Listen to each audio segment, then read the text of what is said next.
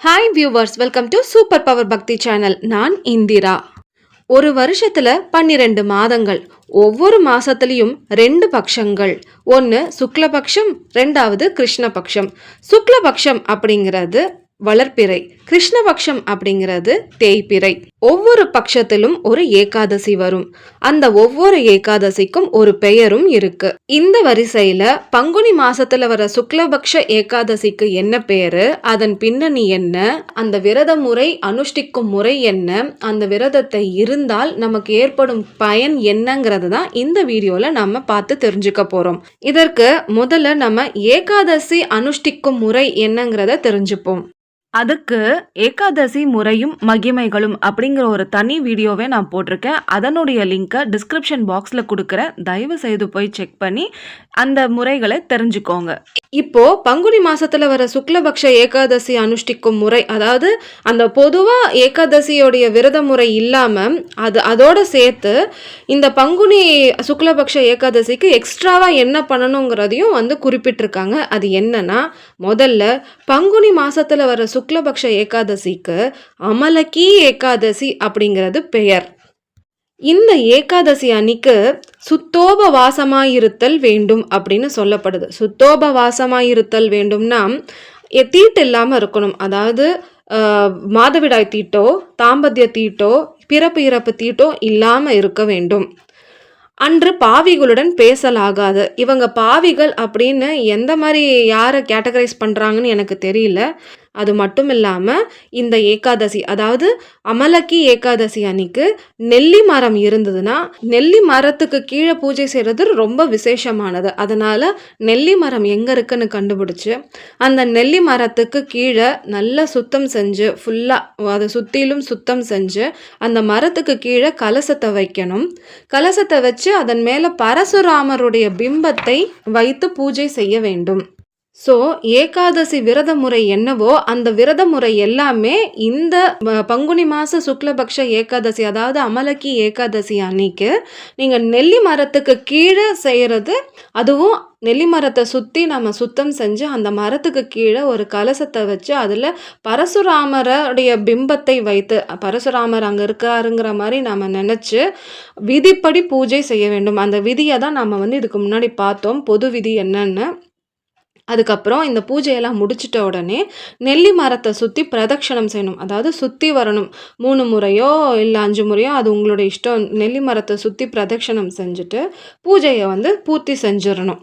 இப்படி ஒரு நெல்லி மரத்துக்கு கீழே கலசத்தை வச்சு பூஜை செஞ்சு முடிச்சா இந்த பங்குனி மாத சுக்லபக்ஷ ஏகாதசி அன்னைக்கு, அதாவது அமலக்கி ஏகாதசி அன்னைக்கு அந்த பூஜையோடைய பலன் எப்படி இருக்கும்னா, எல்லா புண்ணிய நதிகளிலும் புனலாடிய பலனை பெறுவர். எல்லா புண்ணிய நதிகளிலும் நீராடிய பலனை பெறுவர்.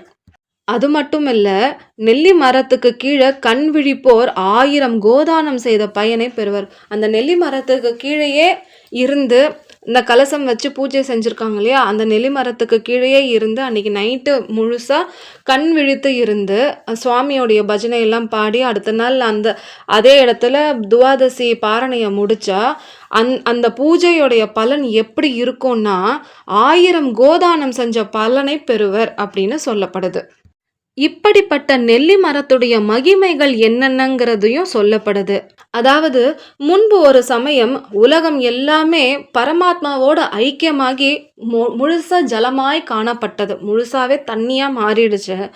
அந்த சமயத்துல பரமாத்மாவுடைய முகத்திலிருந்து ஒரே ஒரு துளி நீர் பூமியில விழுந்துதான். அந்த ஜலபிந்துன்னு சொல்றாங்க. ஒரே ஒரு துளி நீர் பூமியில விழுந்திருக்கு. அதுதான் நெல்லி மரமாக மாறி இருந்தது. இது என்னதுன்னே தெரியாம தேவர்கள் எல்லாமே முழிச்சுக்கிட்டு இருந்தாங்களாம். அந்த சமயத்துல ஆகாயத்திலிருந்து ஒரு அசரீரியான வாக்கு ஒன்று கேட்டது. என்னன்னா, அந்த அசரீரி வாக்கு என்ன சொல்லுதுன்னா, இந்த மரம் அந்த பரமாத்மாவுடைய அருளால தோன்றிய மரம், அந்த அச்சுத்தனது அம்சம் நிறைந்த விருட்சம். இந்த மரத்தை நினைச்சாலே உங்களுக்கு கோதான பலனை பெறுவீர்கள். அது மட்டும் இல்லாமல் அந்த மரத்தை தொட்டாலே 2 மடங்கு பலனை தரும்.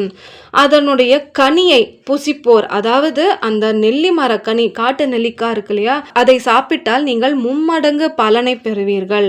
அது ஏன்னா அந்த மரத்தின் அடியில் ஹரியும், அதாவது அதனுடைய வேர்கள்ல ஹரியும், இடையில ஹரன், அதாவது சிவனும், நுனியில பிரம்மனும் வசிக்கின்றனர். இது மட்டும் இல்ல, இந்த மரத்தினுடைய கிளைகள்ல முனிவரும், இலைகள்ல வசுக்களும், புஷ்பங்கள் அதாவது மலர்கள்ல மருந்துகளும், பழங்களில் பிரஜாபதிகளும் வசிக்கின்றனர் அப்படின்னு அந்த அசரீரு சொல்லுச்சு. இதை கேட்ட முனிவர்கள்லாம் இந்த அசரீரு சொன்ன தேவர் யாரோ அப்படின்னு கேட்குறாங்க. அதுக்கு அந்த அசரீரு பதில் சொல்லுது என்னன்னா, இந்த உலகிற்கு காரணம் யாரோ, உலகமாய் தோன்றி நின்றவன் யாரோ அவன்தான் நான் அப்படின்னு சொல்லி மறைஞ்சிருச்சான். இதை கேட்டதுக்கு அப்புறம் அந்த முனிவர்களும் தேவர்களும் இறைவன்தான் இந்த அசரீரியை சொன்னது அப்படின்னு உணர்ந்து எல்லோருமே வணங்கி நின்றனர். அதனால இந்த அமலக்கி ஏகாதசி, அதாவது பங்குனி மாசத்துல வர சுக்லபக்ஷ ஏகாதசி, இந்த அமலக்கி ஏகாதசிக்கு விரதம் இருந்தால் கோதானம் செய்த பலனை தரும். இந்த அமலக்கி ஏகாதசியுடைய மகிமைகளை கேட்டோம். நாமெல்லாம் இந்த முறை தவறவிட்டாலும் அடுத்த முறை இந்த அமலக்கி ஏகாதசி முறையை பின்பற்றி பகவானுடைய அருளை பெற வேண்டும் என்பது என்னுடைய பிரார்த்தனை. இந்த வீடியோ உங்களுக்கு பிடிச்சிருந்தா லைக் பண்ணுங்க, ஷேர் பண்ணுங்க, சப்ஸ்கிரைப் பண்ணுங்க. தேங்க்யூ.